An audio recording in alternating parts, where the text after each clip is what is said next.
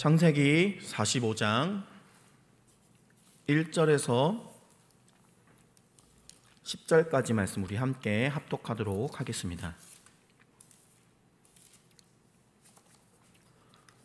제가 가진 성경책으로 구약 72페이지에 있습니다. 1절에서 10절까지 우리 한 목소리로 함께 합독하도록 하겠습니다. 요셉이 시종하는 자들 앞에서 그 정을 억제하지 못하여 소리질러 모든 사람을 자기에게서 물러가라 하고 그 형제들에게 자기를 알리니 그때 그와 함께한 다른 사람이 없었더라. 요셉이 큰 소리로 우니 애굽 사람에게 들리며 바로의 궁중에 들리더라. 요셉이 그 형들에게 이르되 나는 요셉이라. 내 아버지께서 아직 살아계시니이까. 형들이 그 앞에서 놀라서 대답하지 못하더라.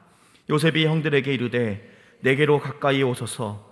그들이 가까이 가니 이르되 나는 당신들의 아우 요셉이니 당신들이 애굽의 판자라. 당신들이 나를 이곳에 팔았다고 해서 근심하지 마소서. 한탄하지 마소서. 하나님이 생명을 구원하시려고 나를 당신들보다 먼저 보내셨나이다. 이 땅에 2년 동안 흉년이 들었으나 아직 5년은 밭갈리도 못하고 추수도 못할지라. 하나님이 큰 구원으로 당신들의 생명을 보존하고 당신들의 후손을 세상에 두시려고 나를 당신들보다 먼저 보내셨나니 그런즉 나를 이리로 보낸 이는 당신들이 아니요 하나님이시라. 하나님이 나를 바로에게 아버지로 삼으시고 그 온 집의 주로 삼으시며 애굽 온 땅의 통치자로 삼으셨나이다. 당신들은 속히 아버지께로 올라가서 아뢰기를 아버지의 아들 요셉의 말에 하나님이 나를 애굽 전국의 주로 세우셨으니 지체 말고 내게로 내려오사 아버지의 아들들과 아버지의 손자들과 아버지의 양과 소와 모든 소유가 고센 땅에 머물며 나와 가깝게 하소서. 아멘.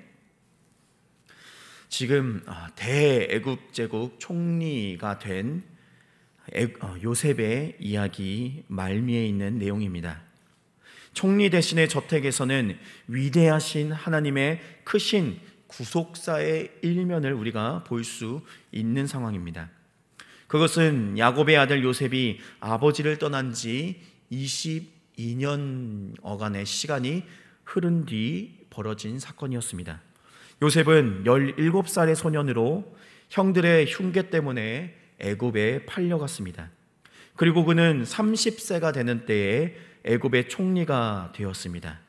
13년간의 시간의 흐름이 있은 다음에 애굽에 팔려가는 노예 신분에서 애굽에서 가장 높은 총리의 신분이 된 것입니다. 그가 총리가 된 지 9년이 되어가고 있습니다. 요셉이 7년의 풍년과 7년의 흉년의 해몽을 한 지 9년이 지난 시간입니다. 7년간은 그의 말대로 풍년이 들었습니다. 그리고 2년째 흉년이 계속되던 해였습니다. 풍년의 시기에 총리로서 국간을 아주 잘 운영하여 흉년이 2년이 지나가고 있음에도 불구하고 아주 풍족하게 지낼 수 있었습니다. 앞으로 5년간 흉년이 더 계속될 것이라고 하였습니다. 그러므로 계산해 보면 그때는 요셉의 나이가 대략 39세가 되는 해였습니다. 전 세계는 흉년으로 죽음의 위기를 계속 만나고 있었으나 애굽에서는 곡식이 풍성했습니다. 그래서 당시의 세계는 애굽을 통했습니다. 아니요, 정확히는 당시의 세계는 애굽을 통한 것이 아니라 애굽에 있는 요셉을 통하고 있었습니다. 당시 애굽의 총리 요셉은 세계의 흉년 가운데 있는 소망과 같았습니다. 요셉만이 7년의 흉년을 위해서 7년 동안 풍년의 시기를 부지런히 준비해 놓았기 때문입니다. 때문에 세계에 내놓으라고 하는 나라들조차, 세계에 내놓으라고 하는 민족들조차 애굽의 총리를 통해 이 흉년을 이겨 나아가야만 하는, 그런 빌붙어야만 하는 그런 상황이었던 것입니다. 그러니 그 소문이 가나안에게까지, 야곱의 가문에게까지 뻗어나간 것 아니겠습니까? 창세기 42장 1절부터 3절 말씀입니다.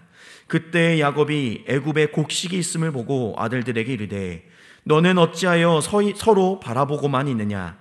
야곱이 또 이르되 내가 들은즉 저 애굽에 곡식이 있다 하니 너희는 그리로 가서 거기서 우리를 위하여 사오라. 그러면 우리가 살고 죽지 아니하리라 하매 요셉의 형 10사람이 애굽에서 곡식을 사려고 내려갔으나. 아멘. 이렇게 기록하고 있습니다. 저 가나안 땅에 살던 야곱의 가문도 애굽을 향할 수밖에 없었습니다. 누군지는 모르지만 애굽에 있는 총리를 향할 수밖에 없었습니다. 그래서 야곱의 10 아들들은 곡식을 사려고, 곡식을 살 어떤 것도 갖고 있지 않으니 곡식을 빌기 위하여서 애굽의 총리 대신인 요셉을 찾아갈 수밖에 없었던 것입니다. 첫 번째 곡식 사러 갔을 때 요셉은 이미 형들을 알아보았습니다. 그러나 모르는 채 하면서 아버지의 소식과 동생 베냐민의 소식을 물었습니다. 동생이 잘 있다는 말에 요셉은 잠깐 몰래 눈물을 흘렸습니다. 얼마 후 야곱의 아들들은 두 번째로 곡식을 빌기 위하여 애굽으로 가게 되었습니다. 그때는 저들의 첫 번째 약속대로 요셉의 동생 베냐민까지 데리고 왔습니다. 그 동생을 보았던 요셉은 다시 한번 동생의 모습을 보면서 눈물을 흘렸습니다. 요셉은 큰 잔치를 준비하였고 자신의 형들과 상봉하고 상면하기 위하여서 잔치를 벌였습니다. 그리고 오늘 본문에 있어서 결국 요셉은 자신의 형들 앞에서 더 이상의 정을 억제하지 못한 채 고백한 것입니다. 방성대곡하면서 자신의 정체를 알리고 말았습니다. 나는 요셉입니다. 나는 당신들의 아우 요셉입니다. 나는 당신들이 애굽에 팔아버렸던 당신들의 아우 요셉입니다. 라고 소리치며 형들에게 자신의 존재를 알리고 있었습니다. 그것은 형들이 자신을 판 지 22년이라고 하는 시간이 흐른 뒤의 사건이었습니다. 이 기가 막힌 장면 앞에서 형들은 놀라고 반가워해야 되는데도 불구하고 반가워하지 않고 놀라고 답답하여 말문이 막히고 오히려 두려움에 떨고 있었습니다. 이때 요셉은 형들을 위로하고 용서하고 축복하고 두려워하지 않도록 안심시켜 주었습니다. 이때 요셉이 사용한 말은 저들끼리만 통하는 아마도 히브리어 고향의 언어로 이야기를 했었을 것입니다. 어쩔 줄 모르는 공포와 불안과 초조와 좌절감으로 가득 차버린 형제들 마음을 채워주는 메시지가 요셉의 입에서 나오는 상황이었습니다. 그 메시지는 자신이 아닌 하나님에게로 향하고 있는 내용입니다. 그렇게도 22년이라고 하는 시간이 흘렀고 거리가 흘렀고 삶이 갈라졌지만 이 22년이라고 하는 간격을 메워줄 수 있는 딱 한 분, 하나님의 메시지가 오늘 요셉이 고백하고 있는 내용입니다. 요셉은 그 형들이 첫 번째 곡물을 사러 왔을 때에도 그들에게 42장 18절 말씀 보면 나는 하나님을 경외하는 사람이다 라고 알려준 사실이 있습니다. 그리고 오늘 본문에 이렇게 기록합니다. 하나님이 나를 이라고 하는 이 단어가, 이 표현이 지난 22년간의 형제들 간의 마음의 거리, 그들 간의 삶의 거리, 그들 간의 시간의 거리를 한 번에 메워주고 있는 것입니다. 하나님이 나를 이라고 하는 고백은 요셉의 심정을 통해 이 시대를 힘겹게 살아가고 있는 우리들에게 4가지의 교훈을 저는 이 시간 함께 상고해 보길 원합니다. 하나님이 요셉은 지금 내가 살아가고 있음을 하나님이 나를 살렸습니다. 하나님이 나를 죽지 않고 살려주셨습니다 라고 고백하고 있습니다. 우리 1절부터 5절까지 말씀을 다시 한번 합독해 보도록 하겠습니다. 1절부터 5절입니다. 준비 시작.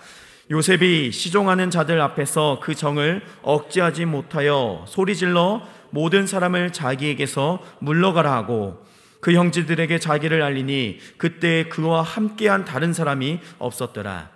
요셉이 큰 소리로 우니 애굽 사람에게 들리며 바로의 궁중에 들리더라.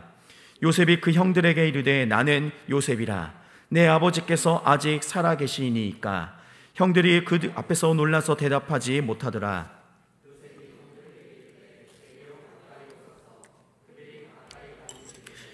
나는 당신들의 아우 요셉이니 당신들이 애굽의 판자라. 당신들이 나를 이곳에 팔았다고 해서 근심하지 마소서. 한탄하지 마소서. 하나님이 생명을 구원하시려고 나를 당신들보다 먼저 보내셨나이다. 아멘. 45장 1절에 요셉이 그 형제들에게 자신을 알리니라고 하였습니다. 2절에서는 요셉이 방성대곡하니라고 하였고 4절에서는 요셉이 그 형들에게 이르되 내게로 가까이 오소서. 그들이 가까이 가니 가로되 나는 당신들의 아우 요셉이니라고 하였습니다. 요셉은 눈물로 자신의 형들에게 내가 살아있음을 말해주고 있습니다. 바로 살아있는 요셉이고 요셉의 음성입니다. 사랑과 용서와 위로와 축복의 마음으로 자신이 살아있음을 고백하고 있습니다. 그리고 형들에게 말하기를 요셉이 지금까지 살아있어서 애굽의 총리가 되었다고 아버지에게 알려주라고 전하고 있습니다.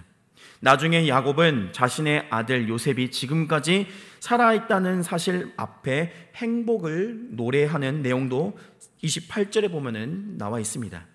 요셉은 죽지 않았습니다.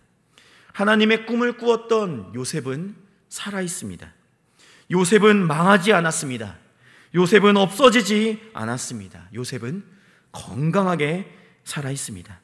분명한 요셉의 자기 고백은 하나님이 나를 살려주셨다는 내용입니다. 그의 형들은 동생 요셉을 죽이려고 구덩이에 던졌었습니다. 구덩이에 요셉을 던진 후에 형제들이 하였던 첫 번째 행동이 뭐였는지 혹시 아십니까?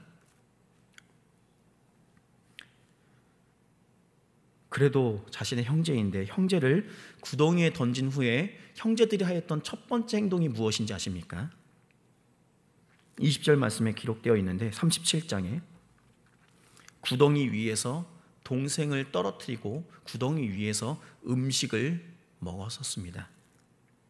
동생을 구덩이에 던져버린 후에 형제들이 한 첫 번째 행동은 음식을 그 위에서 먹었던 것입니다. 그렇게 요셉을 던져놓고 음식을 먹던 형제들은 아버지에게로 가서 요셉이 짐승들에게 물려 죽었다라고 말했던 것입니다. 형제들은 증오라고 하는 감정으로 사실은 요셉을 잡아먹은 거나 마찬가지 상황이지 않습니까? 결국 요셉은 애굽으로 가는 미디안 상인들에게 팔려갔습니다. 그러나 하나님이 이 요셉을 살리셨습니다. 애굽의 보디발 장군의 하인으로 들어갔습니다. 그를 감옥에 투옥시켰습니다. 그러나 하나님이 요셉을 감옥에서 끌어내 주셨습니다. 애굽의 총리가 되게 하셨습니다. 이렇게 요셉은 자신이 살아있다고 하는 이 사실만으로도 하나님이 나를 살려주셨습니다. 하나님이 나를 여기까지 인도하셨습니다. 하나님이 나를 죽음의 위기 속에서 구덩이 속에서 꺼내어 주셨고 하나님이 나를 상인들에게 팔려 노예의 신분으로 하인으로 갔음에도 불구하고 애굽의 총리가 되는 은혜를 입었습니다. 이것은 하나님이 나를 살리신 결과입니다 라고 고백하고 있는 것입니다. 요셉의 첫 번째 고백은 나를 살리신 하나님께로 향하고 있습니다. 요셉의 두 번째 고백은 무엇입니까? 하나님이 나를 이스라엘의 구원을 위하여서 앞서 보내어 주셨다는 내용입니다. 우리 5절 말씀 다시 한번 합독해 보도록 하겠습니다. 5절입니다. 준비 시작. 당신들이 나를 이곳에 팔았다고 해서 근심하지 마소서. 한탄하지 마소서. 하나님이 생명을 구원하시려고 나를 당신들보다 먼저 보내셨나이다. 아멘. 7절에 보면은 하나님이 큰 구원으로 당신들의 생명을 보존하고 당신들의 후손을 세상에 두시려고 나를 당신들 앞서 보내셨습니다 라고 기록하고 있습니다.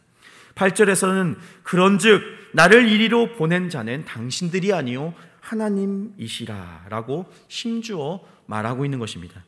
이러한 요셉의 메시지 가운데는 네 가지의 요셉 자신의 신앙 고백이 담겨져 있습니다. 첫 번째는 생존하시는 살아계신 하나님의 주권적 계획을 고백하고 있습니다.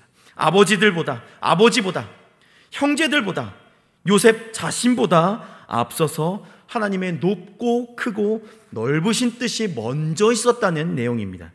두 번째는 무엇이냐? 전지전능하신 하나님의 큰 목적적 계획을 고백하고 있습니다. 그것은 하나님의 목적적 계획은 무엇이었습니까? 그것은 택한 백성, 선민들의 생명을 구원하시기 위해서 나를 보내어 주신 하나님의 큰 구원이라고 하는 내용이었습니다. 그 구원은 과거 요셉 자신의 구원이기도 하고 현재 야곱의 자녀들의 구원이기도 하고 미래 앞으로 아브라함의 후손들, 해변에 있는 많은 모래와 같은 후손들을 향한 구원이기도 합니다. 물론 이 본문에서는 구원의 1차적인 의미는 지금 겪고 있는 흉년을 넘어서는 구원을 말하는 것입니다. 그러나 본질적인 의미는 아브라함에게 주셨던 그 꿈, 아브라함에게 주셨던 그 언약의 내용을 성취해 나가는 택한 백성의 목적이 뚜렷하게 제시되고 있는 것입니다. 세 번째로는 무엇을 요셉이 신앙 고백을 하고 있습니까? 세 번째로는 하나님의 놀라우신 섭리를 고백하고 있습니다. 45장 8절입니다. 그런즉 나를 이리로 보낸 자는 당신들이 아니요 하나님이시라. 하나님이 하셨다라고 요셉은 고백하고 있는 것입니다.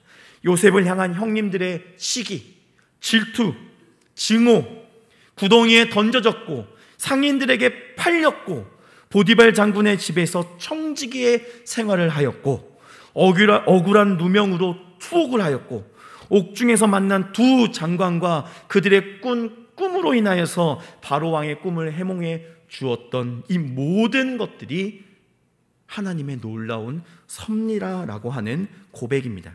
이 모든 인생의 여로의 드라마의 주인공은 요셉이 아니라 하나님이라는 것입니다. 하나님이 나를입니다.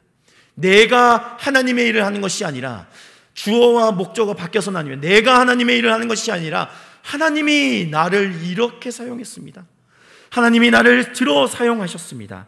이 드라마의 주인공은 이 창세기 절반 정도에 해당하는 이 요셉 스토리의 주인공은 요셉이 아니라 하나님이라는 사실입니다. 하나님의 놀라운 이 섭리라고 하는 말은 하나님이 주권적 계획과 목적이 현실에서 이루어지는 것을 말합니다. 그래서 바울은 고백하기를 우리가 알거니와 하나님을 사랑하는 자 곧 그 뜻대로 부르심을 입은 자들에게는 모든 것이 합력하여 선을 이루느니라 라고 로마서에서 기록하고 있지 않습니까? 모든 것이 합력한다. 모든 것이 합력한다입니다. 좋은 것만 합력하는 것이 아닙니다. 선해 보이는 일만 합력하는 것이 아닙니다. 모든 것이 합력한다 라고 하는 말은 모든 것 가운데 하나님의 크고 놀라우신 크신 뜻이, 섭리의 뜻이 성취된다는 말입니다. 말하자면 선한 것도 악한 것도 약한 것도 강한 것과 어두운 것도 밝은 것도 성공도 실패도 가난과 부도 유식과 무식한 것도 아름다운 것과 추한 것도 흥하는 것과 망하는 것도 슬픔과 기쁨과 낮과 밤도 동서남북에 있는 모든 것을 합력하여서 하나님의 뜻을 이루는데 하나님께서는 섭리하고 계십니다. 이 땅 가운데 있는 동안 어떤 것도 우연은 없습니다. 하나님의 뜻을 피하는 것은 없습니다. 하나님께서 이것은 놓치셨나? 하나님께서는 이것을 실수하셨나? 아니요. 하나님의 놀라우신 섭리 가운데는 실수도 없고 놓치는 것도 없고 모든 것은 하나님의 절대적 주권 아래 복종하고 있습니다. 그 놀라운 섭리 위에 우리가 살아가고 있다는 것이 네 번째 요셉의 고백입니다. 그 놀라운 섭리 위에 우리가 살아가고 있습니다. 우리는 하나님의 손 안에서, 손 위에서 살아가고 있습니다. 알고 보면 나 요셉도, 형들도, 형님들도, 아버지도, 그리고 이 애굽에 있는 모든 것도, 바로도 예외 없이 하나님의 놀라우신 주권적인 뜻 아래 움직이고 있다는 것을 고백한 것입니다. 그렇게도 위대하신 하나님 안에서 우리 모두의 걸음과 삶과 역사는 움직여 나아가고 있습니다. 그러면 우리가 해야 하는 것은 무엇입니까? 하나님의 놀라운 그 섭리 안에서 우리가 순응하면서, 우리가 그 안에서 순종하며 살아가는 것이 우리가 해야 할 모습인 것입니다. 지구하고 높으신 하나님의 계획 안에서 우리는 신앙하면서, 순종하면서, 버티면서, 순결함을 지키면서 살아가야 한다는 사실입니다. 그렇기 때문에 우리가 위정자들을 위하여 기도하는 것 아니겠습니까? 우리가 기도하는 나라와 민족과 위정자들을 위하여 기도한다고 했을 때 크리스찬 위정자만을 위해서 기도합니까? 우리가 크리스찬, 그리스도인, 선한 의롭다라고 부를 수 있는 그리스도인 위정자들만을 향하여 기도합니까? 아니요. 우리는 대통령이 불신앙을 하고 하더라도 그를 위해 기도합니다. 우리는 우리 그리스도를, 우리 교회를 핍박한다는 위정자가 있다고 할지라도 우리는 그를 위하여 기도해야 하는 사람들입니다. 왜냐? 하나님께서는 그 모든 것을 합력하여 하나님의 뜻을 이루어 나아가시기 때문입니다. 예수를 모르는 공직자라 할지라도 하나님의 놀라우신 섭리의 손에 인생은 붙들려 있습니다. 이 요셉의 두 번째 고백 이후 세 번째 고백은 무엇입니까? 하나님이 나를 애굽의 주로 삼았다라고 하는 내용입니다. 우리 8절 말씀 함께 합독해 보도록 하겠습니다. 8절입니다.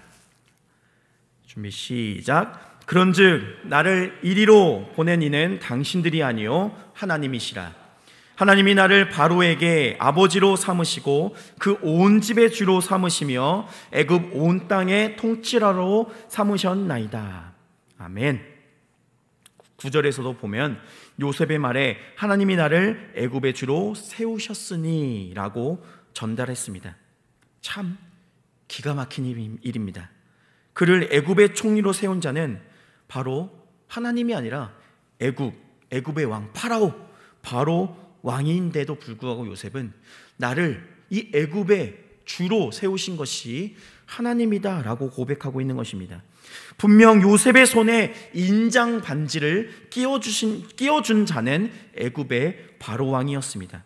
요셉에게 세마포의 옷을 입히시고 그 목에 금사슬을 걸어주고 버금수레에 태운 자가 애굽의 바로 왕이었습니다. 그럼에도 불구하고 요셉은 바로가 아니라 나를 애굽의 주로 만드신 분이 하나님이라고 주장하고 있는 것입니다. 이유는 애굽과 애굽의 바로 왕의 권세는 하나님의 나라를 위해 쓰이는 도구에 불과했기 때문입니다. 하나님의 백성을 구원하기 위하여서 이 7년의 흉년 가운데서 아브라함의 민족, 아브라함의 언약을 지키시기 위하여 구원의 도구로 사용하였던 것입니다. 바로는 위대하신 하나님의 구원 역사, 구속 역사에 수종된 잠깐의 도구에 불과합니다. 바로는 위대하신 하나님의 구속 역사 진행에 수종을 든 잠깐의 도구에 불과하다는 말입니다.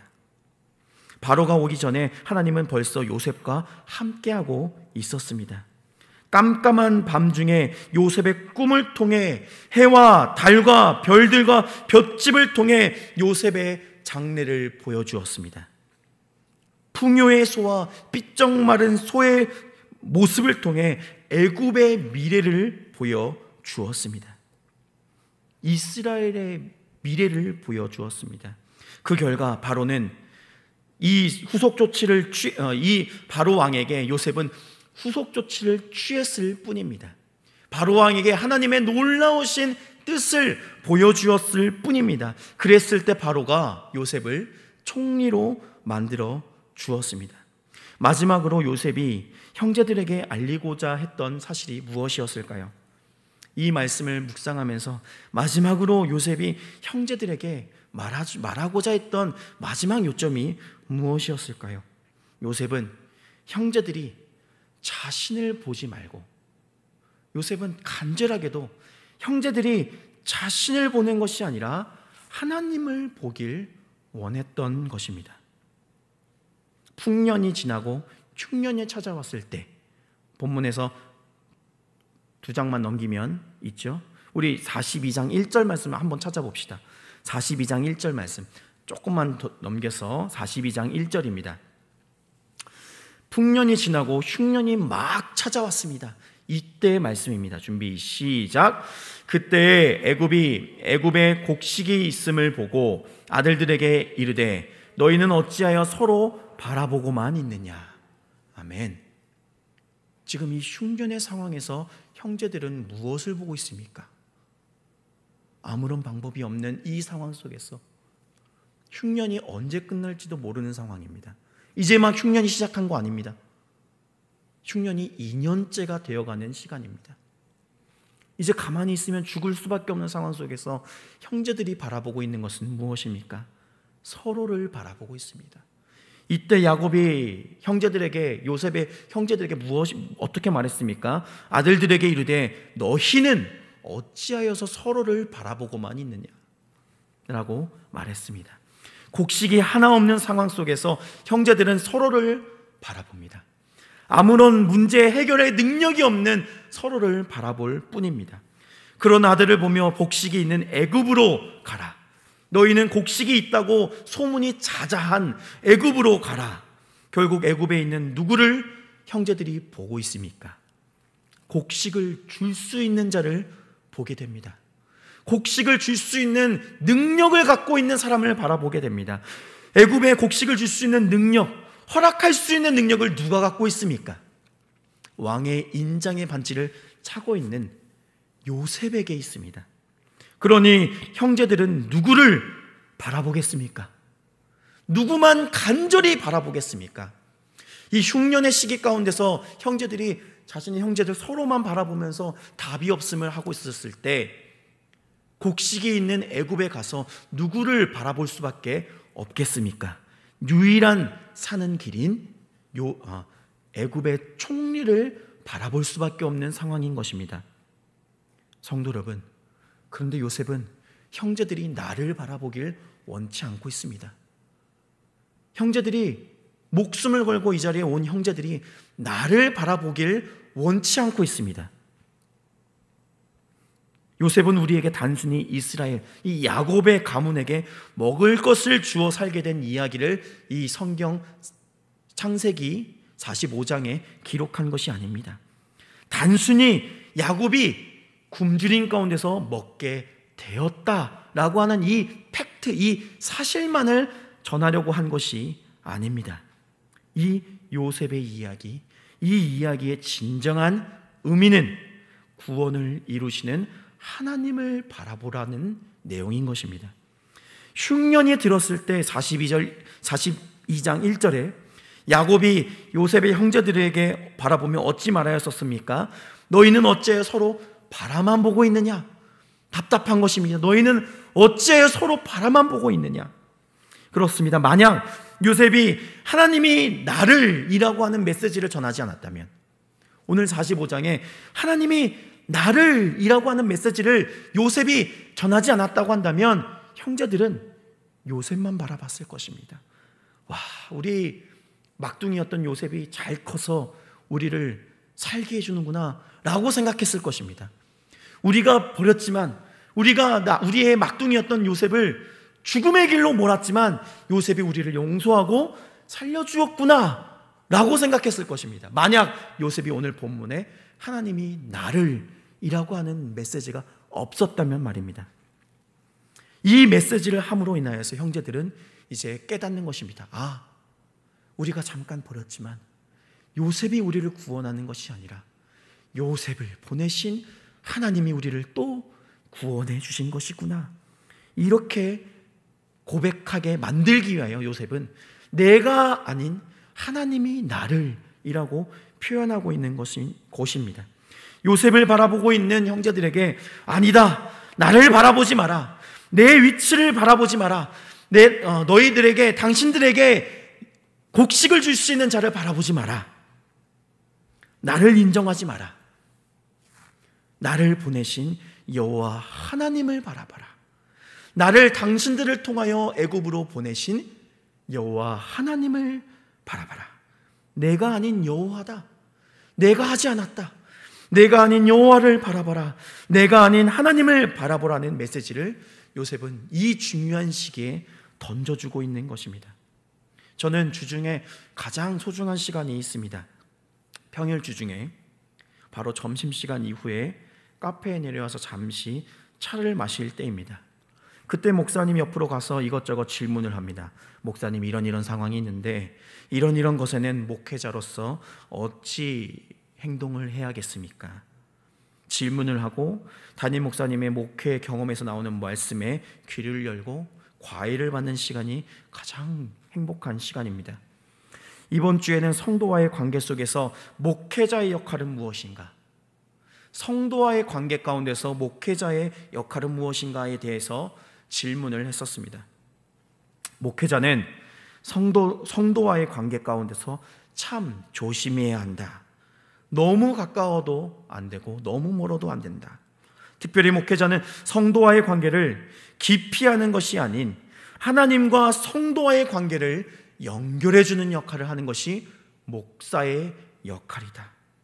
내가 성도와 관계를 맺어서 어떻게 하는 것이 아니라 내가 하나님과 성도의 관계를 연결해주는 역할을 하는 것이 목회자의 역할이다라는 말씀을 해주셨습니다. 그렇습니다. 목회자는 성도와 하나님과의 관계를 맺어주는, 연결해주는 다리의 역할을 하는 것이 목회자의 역할입니다. 그런데 그 하나님과 성도와의 관계 사이에 목회자가 들어가려고 하면 성도는 무엇을 보겠습니까?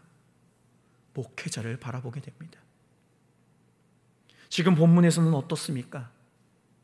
요셉은 나를 바라보지 마라, 당신들을 지금까지 이끌어낸 하나님을 바라봐라 라고 하지 않았습니까? 목회자도, 저도 성도와의 관계가 깊어져서 하나님이 아닌 나를 바라보게 하면 그것은 하나님 앞에 죄를 짓는 것이 될 것입니다. 나는 죽어져야 합니다.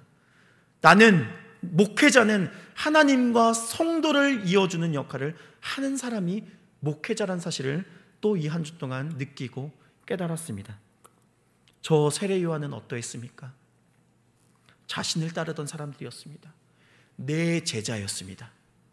세례 요한의 제자들을 예수님이 나타나자 나는 저분의 신발끈조차 감당치 못하는 사람이다.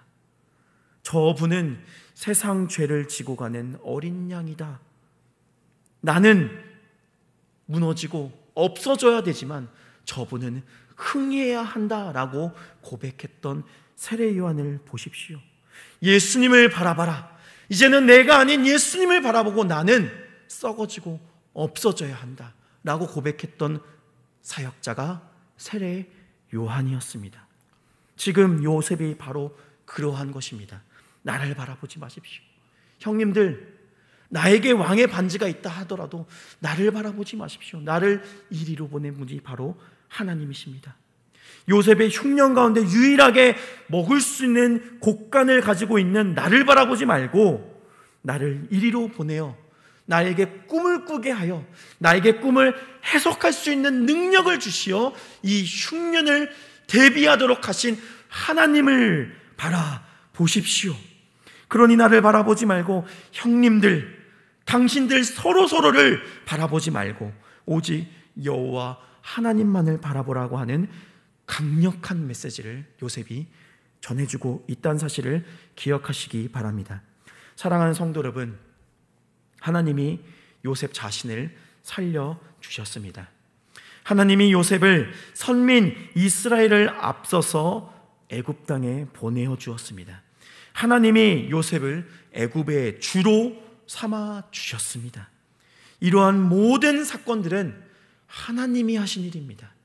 요셉이 열심히 해서가 아니고, 요셉이 신통한 능력이 있어서가 아니고, 하나님께서 요셉을 하나님의 크신 구원 역사에 귀하게 쓴 청지기에 불과하다는 사실을 기억하시기 바랍니다.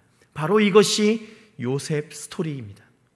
바로 이것이 하나님이 요셉을 이라고 하는 요셉 스토리입니다. 그렇다면 이제 그 바톤은 우리에게 넘겨졌습니다. 우리들은 어떻게 고백하겠습니까? 하나님이 나를 이라고 하는 이 이야기가 이제 우리에게서 2021년 살아가고 있는 우리에게서 쓰여져 나아가야 할 이야기인데 어찌하겠습니까? 이 자리에 함께 하신 성도 여러분, 우리도 요셉과 같이 고백할 수 있길 원합니다.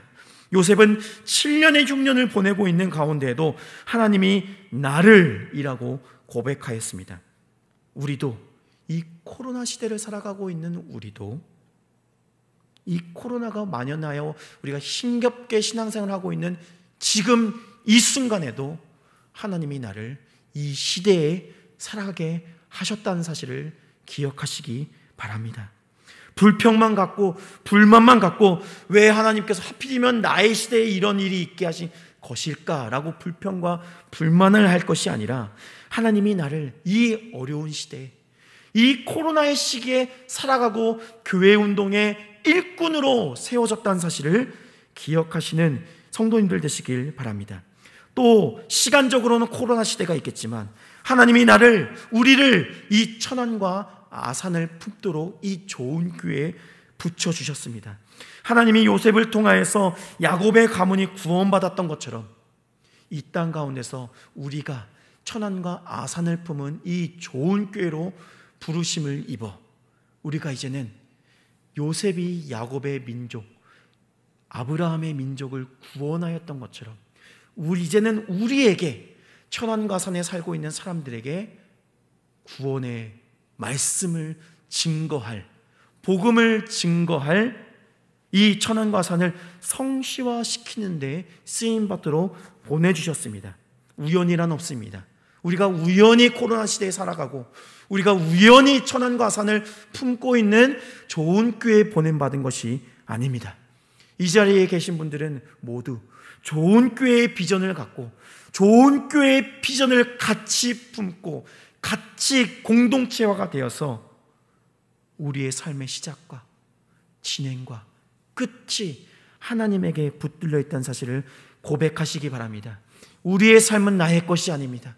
이 시대를 살아가고 이 천안과 산 이 언저리에 있는 우리의 삶은 나의 목적이나 내가 주인이 돼서 살아가는 것이 아닙니다. 요셉의 고백처럼 하나님이 나의 삶의 주인이고 하나님이 나의 삶의 목적이다.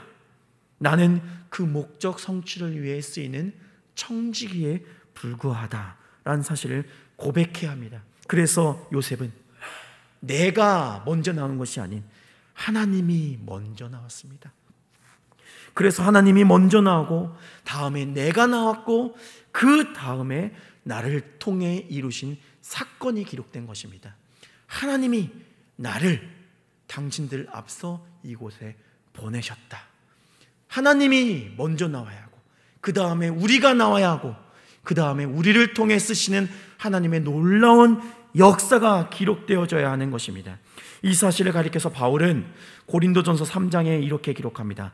만물은 너희 것이요 너희는 그리스도의 것이요 그리스도는 하나님의 것이다 라고 하는 말씀을 우리도 이 시간 강하게 붙잡고 하나님이 나를 이 천안과 아산 언저리에 코로나 시대에 우리를 이 땅에 2021년 9월 우리를 이곳에 보내셨다라고 하는 목적적인 가치를 소중히 붙잡고 살아가시는 이 자리에 계신 모든 성도님들 되시길 간절히 바라겠습니다.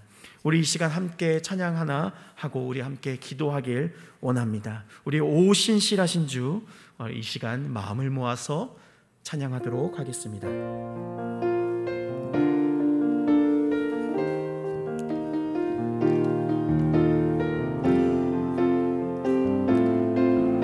오신 신실하신 주 찬양합니다. 하나님 한 번 더, 하나님 한 번 더 나를 실망시킨 적 없으시고 언제나 공평과 은혜로 나를 지키셨네. 오 신실하신 주, 오 신실하신 주, 오 신실하신 주, 내 너를 떠나지도 않으리라, 내 너를 버리지도 않으리라. 약속하셨던 주님, 그 약속을 지키사 이후로도 영원토록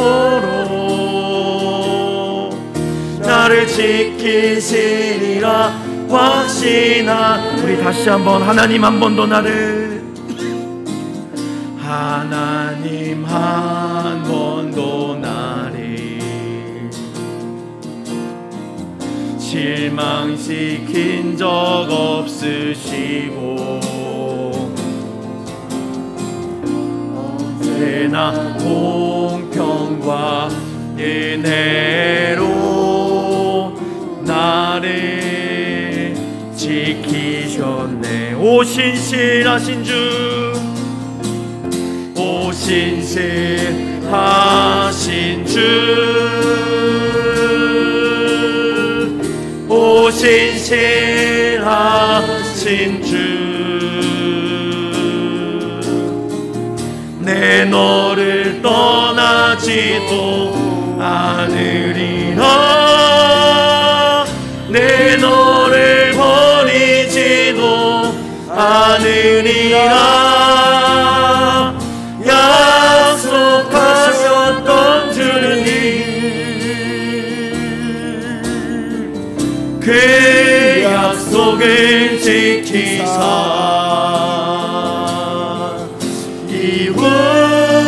이후로도 영원토록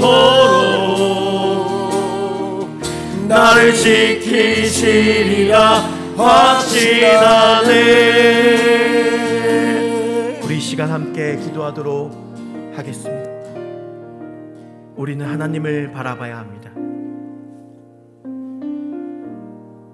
목사나 목회자를 바라보는 것도 아니고 교회의 어떤 유력자를 바라보는 것도 아니고 우리 개개인이 하나님만 바라보면 됩니다. 우리 목사님 신앙 말하신 것과 행동이 너무 일치돼서 제가 너무나도 존경하는데, 우리 목사님이 자녀들을 위하여 첫 번째로 하시는 기도 제목이 무엇입니까? 이게 바뀌지 않습니다. 첫 번째로 하는 기도 제목, 예수님 잘 믿어라, 예수님 제대로 잘 믿어라.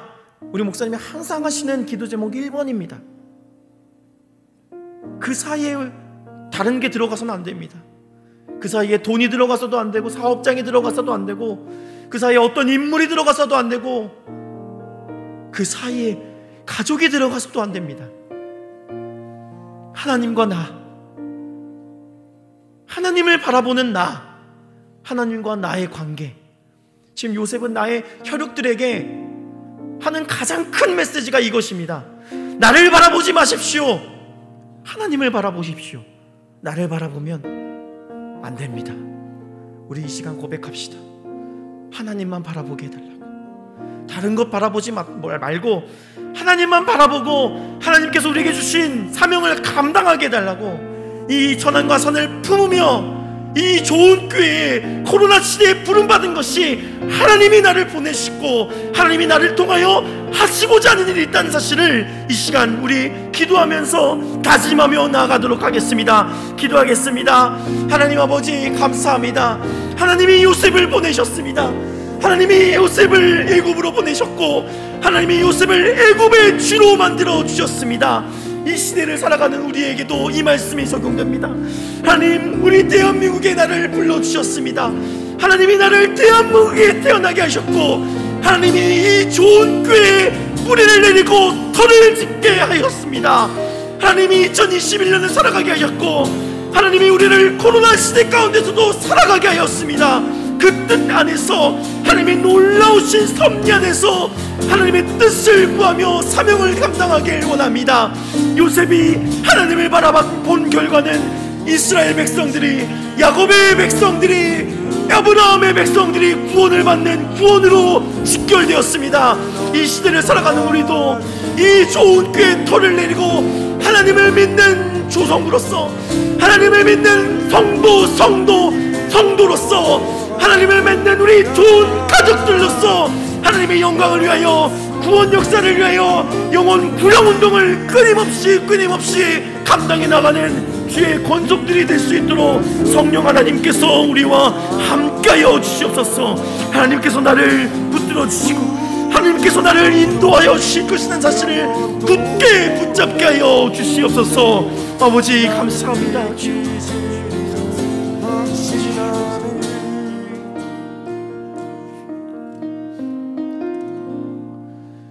사랑과 은혜가 충만하신 하나님 아버지, 감사합니다. 창세기에 기록되어 있는 이 요셉의 이야기는 하나님께서 써 내려가신 이야기입니다.